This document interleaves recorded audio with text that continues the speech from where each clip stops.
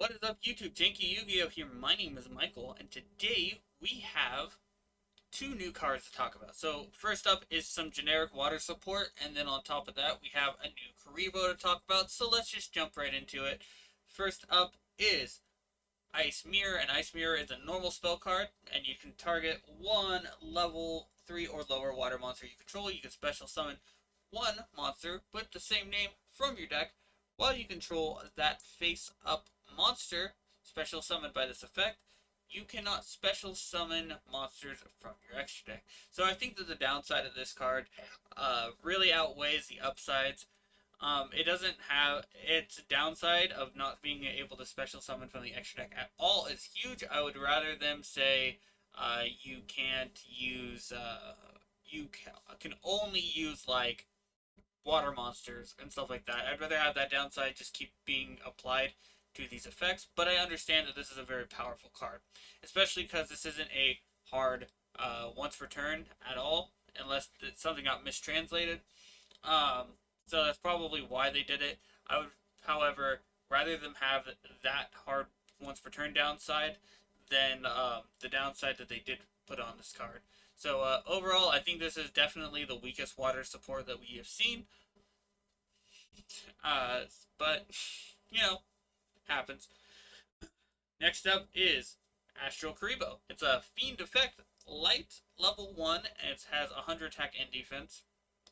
And its first effect is a hard once per turn. You can reveal a Number XYZ monster in your extra deck, and you special summon this card from your hand, and if you do, its level becomes equal to that revealed monster, but you can't special summon monsters from your extra deck while you control this face-up monster summon this way, except for Number XYZ. So, and the second effect is a Number XYZ monster summoned using this card as material gains the effect, cannot be destroyed by battle or your opponent's card effect.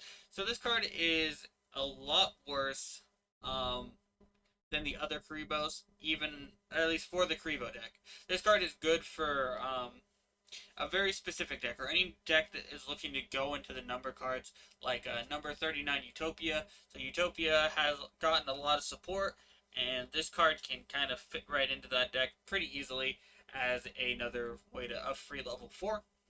So that's one thing it can do. As someone who's played Kuribohs and stuff like that, this definitely is a bad card for the Kuriboh archetype, though, because it doesn't have 300 attack and 200 defense, and it doesn't, and it has that downside, because the Kuribohs don't really play Number XYZ, and you would have to like slot one in, and then you'd have to go from there. Because the Kuribohs, the way that they kind of play now is that apparently there's a better OTK with them than the one I have, but you can like link climb and stuff like that with Kuribohs, and stuff like that. So, and this one doesn't really let you do that.